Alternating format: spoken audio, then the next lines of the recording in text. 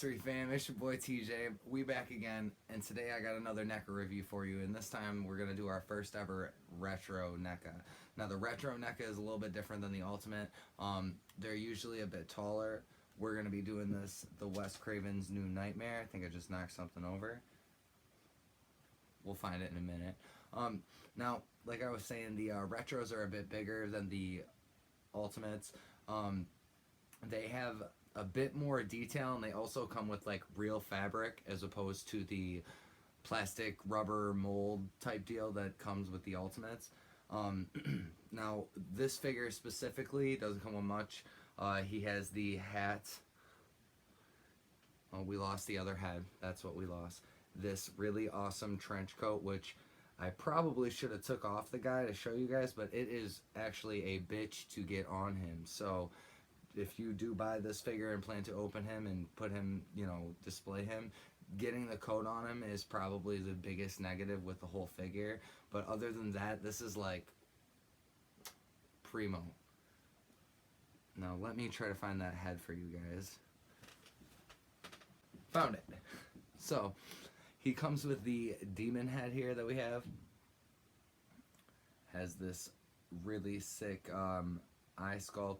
Although, like, I feel like we barely see this in the actual movie, but still really cool to see, especially considering how Wes Craven's New Nightmare is really the most different Freddy looks in all the movies, I think, with the exception of the really garbage remake, but we're not going to talk about that.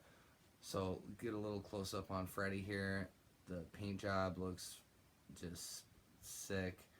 You can see all the little details and the muscle work in his face. Pretty awesome. And then we got this really sick bone glove, which is like, out of all the nightmares, this is probably one of the coolest gloves that isn't, you know, the normal glove. I mean, in part 2 he has them come out of his actual fingers, but I think this is a pretty sick looking glove. And then lastly, he comes with this green fedora, which is definitely different than the normal brown ones that you get in all the other Ultimates. What else was I going to say? The color scheme is also a little bit different on the sweater itself. I mean, all of this really matches well with Wes Craven's New Nightmare. Pretty cool, you know, sickly. Now, I believe that this is the newest figure that they've made of this. I think there's 3 total versions of this figure already done. There is a the Cult Classic version was the first one that they did. Then they did another one where it was I believe it was a Nightmare on Elm Street line that NECA had that they did this one with, and then there might have even been an Ultimate re-release of the Ultimate recently, like within the past couple of years, and then this one. So I lied, it's 4.